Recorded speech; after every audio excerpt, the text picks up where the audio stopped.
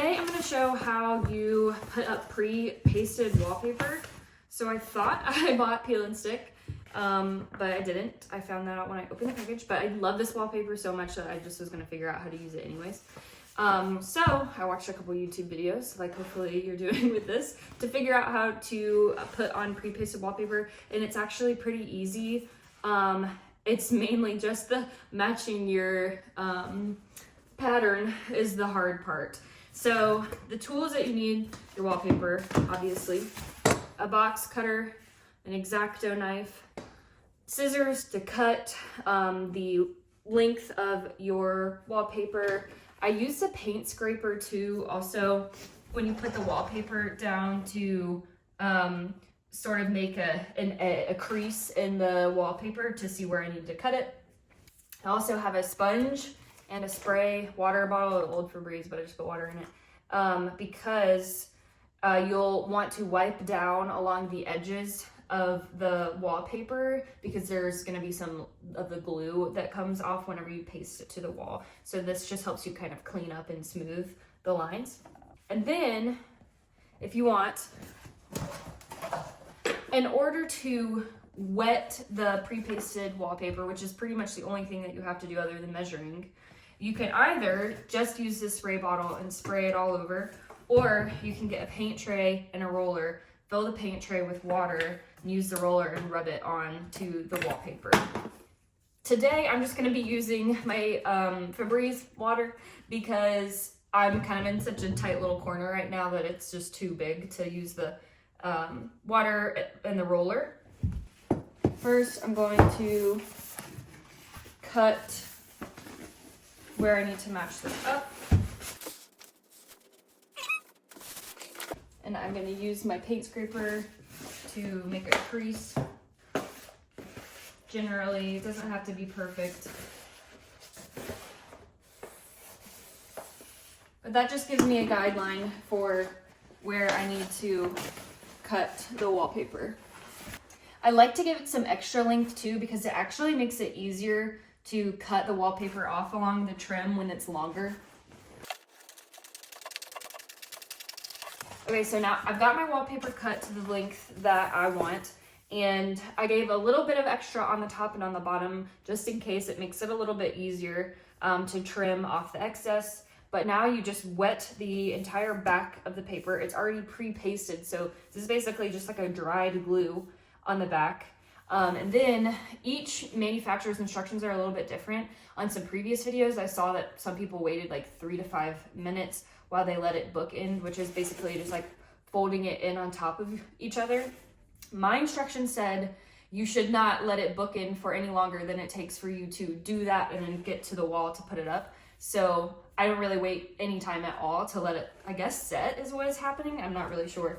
But anyways, I'll just spray this whole thing simply down with this water, and then try to match up the lines to get it to put it on the wall.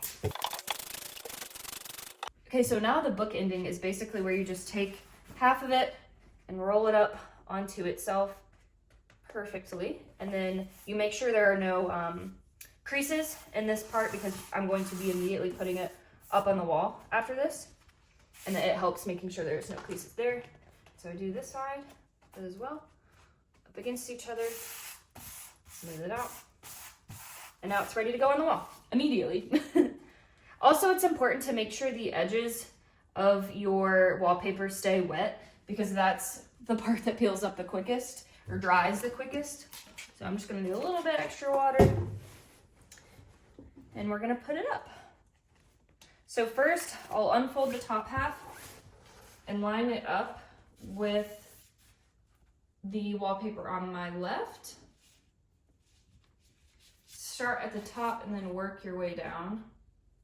Also, it's actually pretty easy to use and readjust as needed.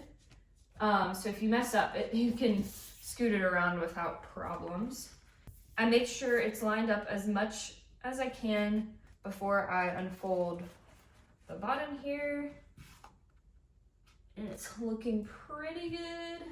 I'll move it up a little bit more. And I'll take the bottom half out from under, and I'll smooth against the line just with my hand.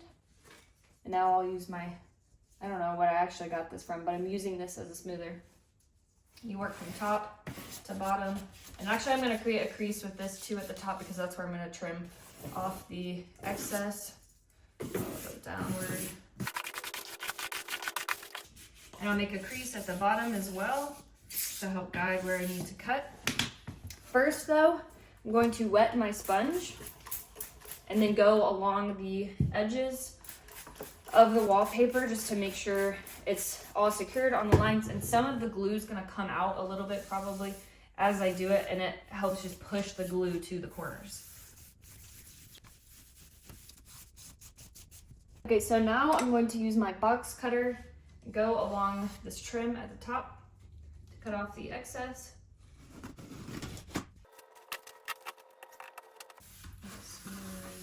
Smooth the top again. And do the same with the bottom.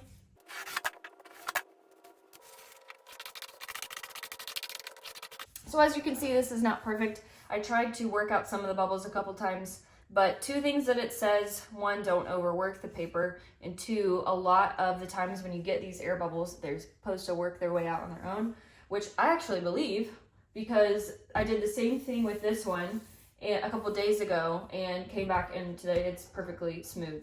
So I'm hoping that's what happens with this one.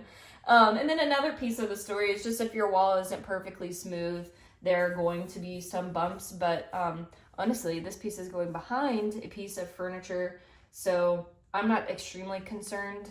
If you do want to make sure it's perfect, you can rework it a couple times, and make sure you have something like this to help smooth out, because doing it with your hands isn't going to be perfect. But a lot of times you just have to trust the process and trust the instructions that it will eventually be smooth after some time.